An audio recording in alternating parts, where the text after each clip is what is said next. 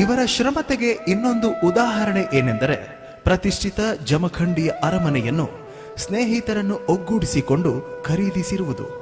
ಇದರಲ್ಲಿ ಇನ್ನೂ ವಿಶೇಷ ಏನೆಂದರೆ ಶ್ರೀಯುತರ ತಂದೆಯವರು ಇದೇ ಅರಮನೆಯಲ್ಲಿ ಕಲ್ಲು ಒಡೆಯುವ ಕೆಲಸ ಮಾಡುತ್ತಿದ್ದರು. ಆದರೆ ಅದೇ ಅರಮನೆಯನ್ನು ಅವರ ಮಗ ಖರೀದಿಸಿರುವುದು ಒಂದು ಇತಿಹಾಸವೇ ಸರಿ. ಅಷ್ಟರಲ್ಲಿಗೆ ಇವರ ದಕ್ಷತೆ, ಕಾರ್ಯಕ್ಷಮತೆ, ಜನಪ್ರಿಯತೆ ಎಲ್ಲೆಡೆಗೆ ಹಬ್ಬಿತು. ಜಮಖಂಡಿಯ ರಾಜಕಾರಣದಲ್ಲಿ ಬಹಳಷ್ಟು ಬೇರು ಊರುವುದರ ಜೊತೆಗೆ ಅವತ್ತಿನ ರಾಜ್ಯ ಕಂಡ ಧೀಮಂತ ನಾಯಕರಾದ ಶ್ರೀಯುತ ವೀರೇಂದ್ರ ಪಾಟೀಲ್ ಅವರೊಂದಿಗೆ ಅತ್ಯಂತ ನಿಕಟ ಸಂಬಂಧ ಹೊಂದಿದ್ದರು ಮತ್ತು ಅವರ ಅಪ್ಪಟ ಶಿಷ್ಯ ಕೂಡ ಇವರಾಗಿದ್ದರು.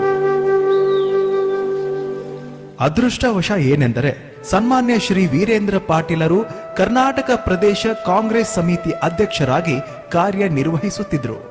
ಅಷ್ಟರಲ್ಲಿಯೇ ಕರ್ನಾಟಕ ವಿಧಾನಸಭೆಗೆ 1989ರಲ್ಲಿ ಚುನಾವಣೆ ಘೋಷಣೆ ಆಯಿತು. ಆ ಚುನಾವಣೆಗೆ ಜಮಖಂಡಿ ಮತಕ್ಷೇತ್ರದಿಂದ ಶ್ರೀಯುತ ರಾಮಣ್ಣ ಕಲೂತಿ ಇವರ ಜನಪ್ರಿಯತೆಯನ್ನು ಮನಗಂಡಿದ್ದ ಶ್ರೀಯುತ ವೀರೇಂದ್ರ ಪಾಟೀಲರು ಕಾಂಗ್ರೆಸ್ ಪಕ್ಷದ ಟಿಕೆಟ್ ನೀಡಿ ಅಧಿಕೃತ ಅಭ್ಯರ್ಥಿಯಾಗಿ ಘೋಷಣೆ ಕೂಡ ಮಾಡಿದ್ರು.